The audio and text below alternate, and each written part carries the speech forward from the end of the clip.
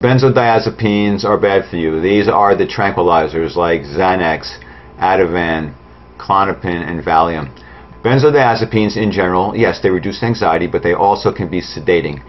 They can also cause you to, decrease your reflexes, your coordination, your reaction time. Sometimes you might not even be aware that it's affecting you, and then you can get into a car accident or get a speeding ticket because you're driving under the influence, even if you have a doctor's prescription. The benzos, over the long run, over long term, chronically, can actually cause depression. They can cause cognitive impairment. They can cause memory loss. And in fact, a recent study came out saying that the chronic use of benzodiazepines in elderly people increases their odds of developing Alzheimer's disease. Benzodiazepines, including Xanax, can cause cognitive problems. Over a period of months to years, people can have memory problems. You become psychologically and physically addicted to the medication. If you don't take it, you can develop severe withdrawal. You will become restless. You will become irritable. You will become edgy. You won't be able to sleep. You may start to have gastric problems. You may feel sweaty. So what are benzodiazepines? These are medicines like Ativan, Valium, Xanax, Klonopin. There's many different types of benzodiazepines.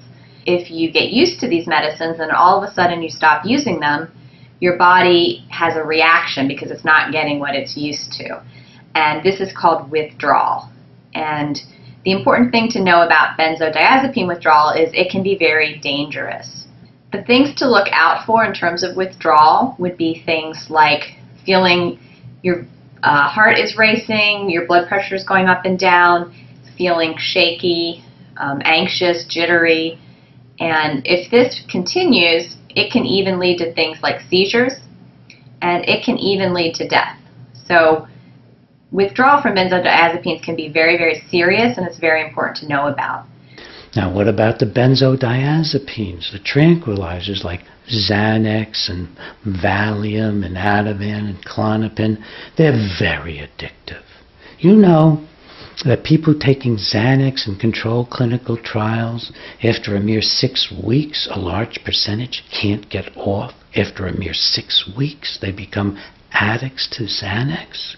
Great for the drug business, great for your psychiatrist or prescriber who just wants to write prescriptions. Terrible for you. These drugs now, several studies show, like Xanax and Ativan, they're causing shrinkage of the brain too. Coming off them can be an absolute horror story. It can be harder to get off those drugs than to get off opiates. They leave people who try to come off of them with horrendous insomnia, horrendous anxiety, aches and pains in their body, such pain in their feet that they can't stand up, that it's just too much pain, weird feelings throughout their body, and then the realization as they come off that their minds aren't working as well, that they have memory loss for the past and have more trouble learning. Now I know this is hard. You know, it's hard for me to even talk about it, but it's really time to face up to just how dangerous these drugs are.